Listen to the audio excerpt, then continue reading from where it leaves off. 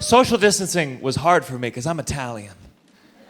And if you don't know Italians, we hug, we kiss, we get fired for it. Because it makes people uncomfortable. Like, my roommate's not Italian. I remember the first time my roommate saw my Italian father and I kiss each other goodbye, he was like, ew. Do you kiss your dad in public? And I was like, yeah. You know what'd be weird? If I only kissed him in private.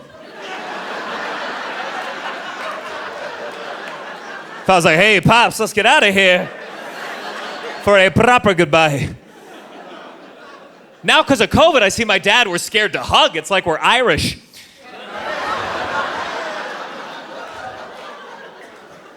And I wasn't born in Italy, obviously, but in the 1930s, my great-grandpa Luigi and my great-grandma Donkey Kong immigrated to America. When people ask me where I'm from, I'm like, Nintendo. Whew. Someday that's going to be offensive. I know someday I'm going to go, Nintendo, some Italian will be like, who the heck do you think you are? And I'll be a smart aleck, I'll be like, it's me, Mario. And then I'll get canceled, I'll have to go on Twitter and be like, I'm so sorry.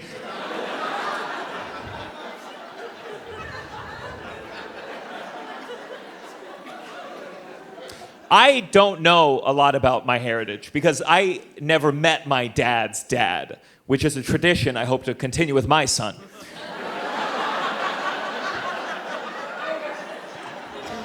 I'm much closer with my mom. I love my mom. I call her every time I forget the HBO password. I called her once because the password wasn't working, and she was like, oh yeah, I changed it to my birthday. And I was like, could you spell that for me? And she said, sure, it's Yesterday. And I was like, Mom, I'm so sorry, is that a capital Y? My parents are divorced, and they didn't get along very well, but whenever I was in the school play or musical, my mom and dad would always show up together on opening night. And my mom would bring this big bouquet of daffodils because she remembered my dad is allergic.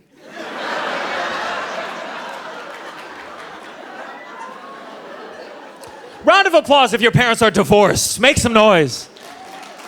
All right. Some of you, the rest of you, be patient. You, sir, how old were you when your parents got divorced? 7. So it was your fault. I can relate. My parents got divorced when I was 7 days old. So like most kids, my first word was mama, but my next 5 word told me to tell you. The custody agreement was so complicated, it could have been on the SATs.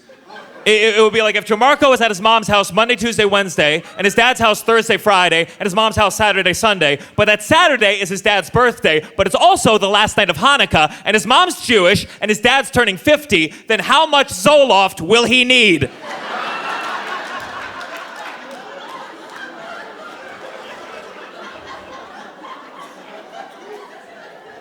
Sometimes people ask me, they say, which parent did you like more? And it's hard to choose. Because when your parents get divorced, there's always the more responsible parent, and then there's the dad. Like, my dad was fun. Like, my dad let me eat whatever I wanted. Like when my dad packed me lunch for school, he would always slip one of those big peppermint patties in my pack of cigarettes. Fun dad.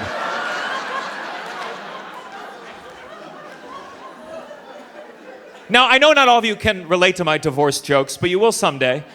The reason I like telling them, I did a show once, it was a family show, and afterwards this little kid ran up to me. He was there with his mom, and he was very shy, but he came right up to me and he was like, my parents are divorced, and you're really funny.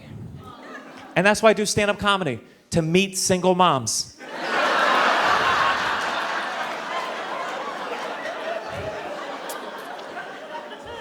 My mom's been divorced twice. My dad's been divorced 4 times.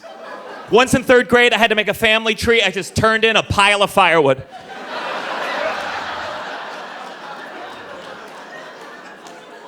My dad has a new girlfriend. He says he thinks she's the one. I said, technically, she's the fifth. But I like my dad's new girlfriend because we have a lot in common, like being born in 1988. It's weird. He likes dating younger. I like dating older. So when we go on a double date, it looks like the family dinner I never had. But everyone at the restaurant's staring because they think my dad's flirting with my sister. And I'm playing footsie with my mom. And then my dad kisses me and I'm like, let's do this in private.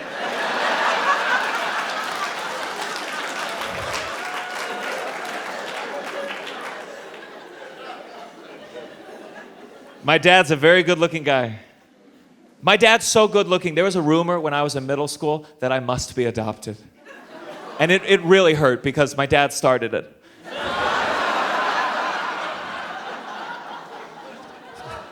I was not a popular kid. I remember there was this girl in my middle school, she didn't have a lot of friends either, and in 7th grade she threw a laser tag birthday party, and I was the only one who showed up. And I know I tried comforting her, but she was so upset because I wasn't invited. I didn't have my first kiss until high school.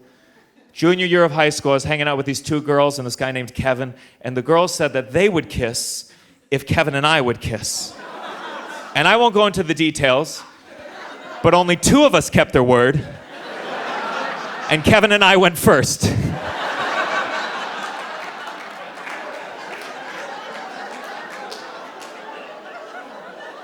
It's hard. I recently went through a breakup 9 years ago. She broke up with me at a Starbucks because she didn't want me to make a scene. And I was like, well, then you shouldn't have brought an audience. Facebook keeps trying to get me to friend her. It does that thing where it's like, hey, do you know Laura? And I'm like, I thought I did. Modern technology made breaking up more painful. Back in the day, if you mailed your ex a letter and she never responded, yeah, it sucked. But at least the mailman never came back and was like, she read it.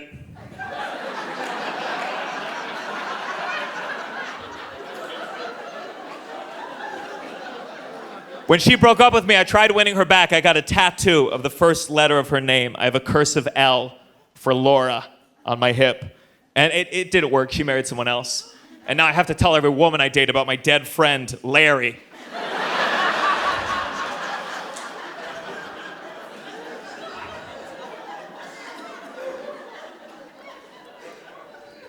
Thank you for being here. It really does mean a lot. I mean, my friends always ask me, when's the next time you're doing stand-up comedy? I'm like, I perform every night. They go, shoot, I have a wedding that day.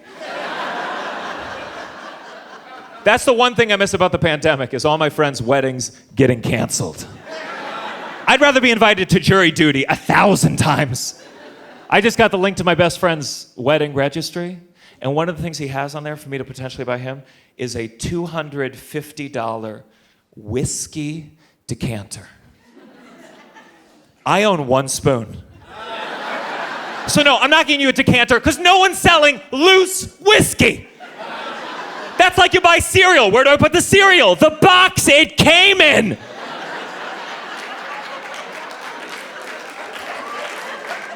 And don't get me wrong, it was a lovely wedding. I ended up getting him a bag of Jim Beam.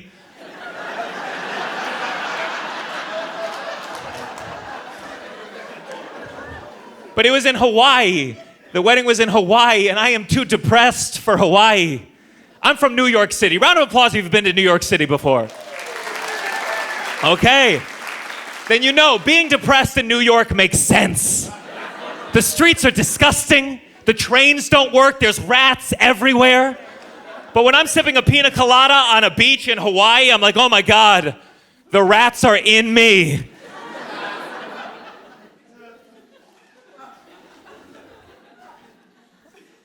I've been traveling all across the country looking for the next variant.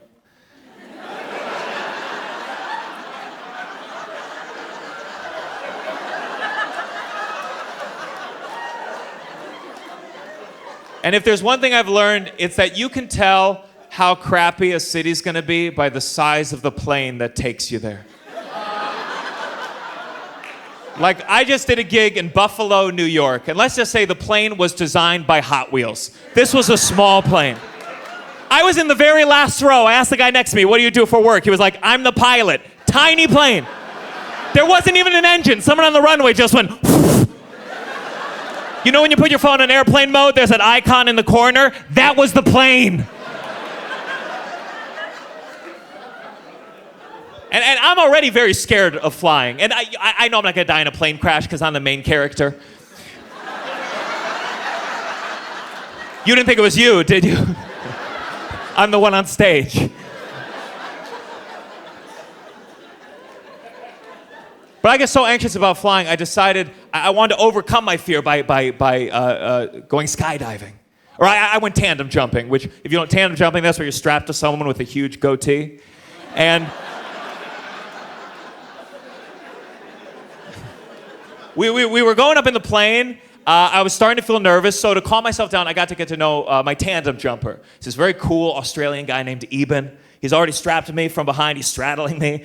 And I told Eben I do stand-up comedy. And he was like, oh, mate, I've always wanted to do stand-up comedy. And I was like, you would be so good, because he had the parachute. And then as we went up a little more, I got to get to know him better. I was like, hey, Eben, you married? He was like, nah. I was like, oh, do you have a girlfriend or a partner? He was like, not my style, mate. And I was like, oh,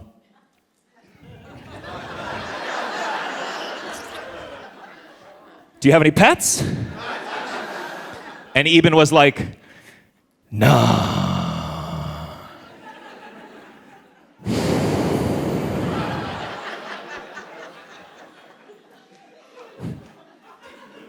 If I disappeared, I don't think anyone would notice. Time to jump. Boom! I'm skydiving with a clinically depressed skydiver.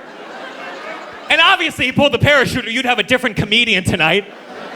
But the moment we landed, I was like, Eben, what the heck was that? And he was like, mate, it's stand-up comedy. Thank you very much. Good night.